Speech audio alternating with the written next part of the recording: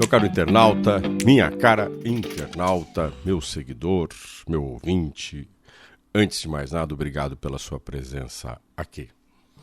Hoje eu quero aproveitar para te pedir para seguir as minhas redes, para que a gente possa conversar mais sobre diversos assuntos, tem vários temas que a gente tem tratado.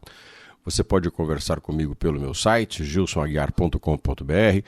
Se você estiver no Instagram, no Facebook, @GilsonCostaGuiar, também o mesmo endereço para o LinkedIn. E se for no Twitter, @GilsonAguiar. Mas vamos falar do que hoje? Nós vamos falar sobre o indivíduo que, na multidão, ganha coragem e faz o que jamais faria se estivesse só. Solitário. Isso mesmo, a multidão empolga certas pessoas a agirem como se elas tivessem uma força que sozinhas não teriam. Os exemplos são muitos. Há 10 anos atrás, nós tivemos uma série de manifestações no Brasil que começaram com a reivindicação da população em São Paulo, buscando a redução do preço da tarifa de ônibus na capital paulista. Desse movimento, aparentemente com um local, um objetivo determinado, coisa simples, né? Ou pelo menos não tão simples, mas pelo menos pontual, a passagem de ônibus em São Paulo, ganhou força e se desdobrou em uma série de movimentos em todo o país. Foi parar em Brasília. Manifestações que não levaram a invadir o Congresso Nacional, mas chegaram nele em 2013. Este ano nós tivemos um outro exemplo. Em janeiro nós tivemos as manifestações que invadiram o Congresso Nacional, Supremo Tribunal Federal, o Palácio do Planalto, promoveram destruições, o que não falta é imagens, né, de ataques às sedes dos três poderes. Mas também temos outras manifestações de extremismo que são feitas por torcidas organizadas. Você observa clubes de futebol que têm torcidas, e não estamos associando os clubes às torcidas, não estamos falando que os clubes incentivam isso, porque volta e meia eles dizem que não, e não mesmo. Alguns deles, inclusive, repudiam muito esse tipo de atitude. A torcida organizada costuma ter atos de violência, também não todas, algumas. Algumas delas marcam até encontros para promoverem a destruição, o vandalismo, o quebra-quebra, enfim. O prazer não é assistir o time jogar, é a pancadaria, é bater no outro, é promover a violência, é praticar a agressão. Existe, parece que, se observa, uma satisfação do indivíduo em meio à massa, ou à massa de indivíduos, em promoverem atitudes violentas que jamais praticariam no dia a dia. O que faz a multidão dar ao indivíduo tamanha força? Talvez porque, e também porque, não talvez, mas mais por considerarmos uma série de análises que se faz de contexto e pessoas, que o ser humano, o indivíduo, se sente estimulado por aqueles que, conjuntamente com ele, praticam uma ação de concordância mais instintiva do que racional, pensada, elaborada, ponderada. O planejamento dos movimentos de massa, quando eles praticam uma ação de violência, sai fora do controle daquilo que é o planejado, o ideal da luta. Se observarmos, inclusive, em algumas guerras, os diários dos combatentes, no momento em que o combate se dá, o ataque corpo a corpo, o avanço das tropas sobre o front inimigo, o sentimento de conjunto de ação e reação quase que animalesco toma conta de todos e de cada um. Sozinhos sofremos mais. Porque sozinhos somos e temos que obedecer a regras e equações que no meio da massa parece que elas desaparecem.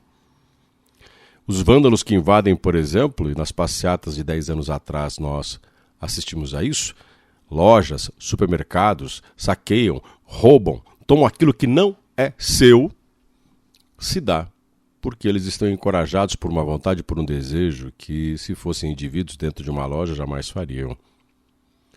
O indivíduo teme, por exemplo, a câmara de vigilância, as consequências do ato.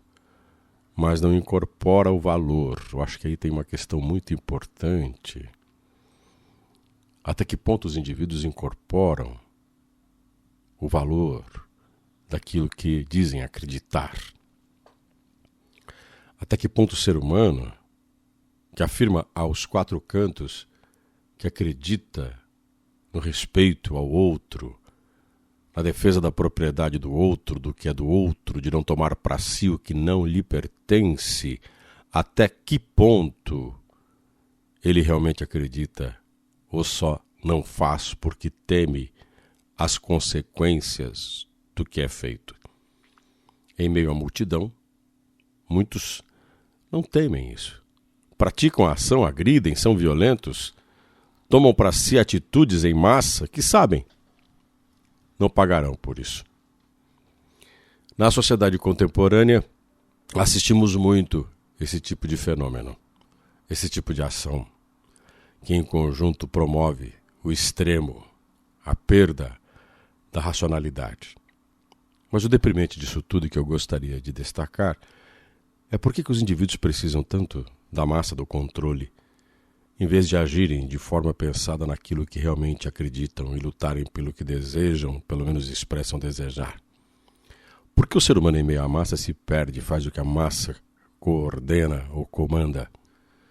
Ou como que a fraqueza do valor, da crença, o quanto que o propósito que não se tem, ou pouco que se tem, facilmente se dissolve quando estamos na possibilidade de descarregar todo o nosso ódio, não temendo a repressão.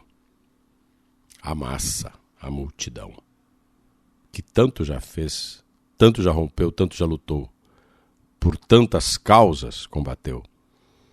Aí fica a pergunta, sempre ficará: o quanto o movimento das massas é lúcido, coerente e busca algo em si, ou o quanto ele se desloca em ódio, sem ter muito valor, sem que os indivíduos que compõem a multidão enfurecida, por exemplo, acreditam naquilo que até mesmo o movimento que elas estão pregam.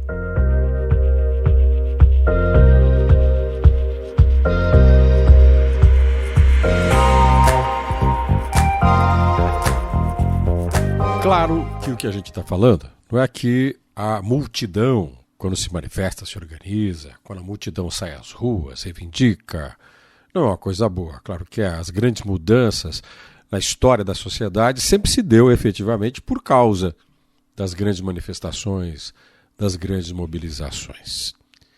Porém, temos que separar as mobilizações que trazem consigo grandes projetos, mudanças, um propósito, um projeto, daquelas que se manifestam efetivamente porque permitem que os seres humanos soltem, disparem, sejam sua parte mais, entre aspas, instintiva do que sua parte civilizada.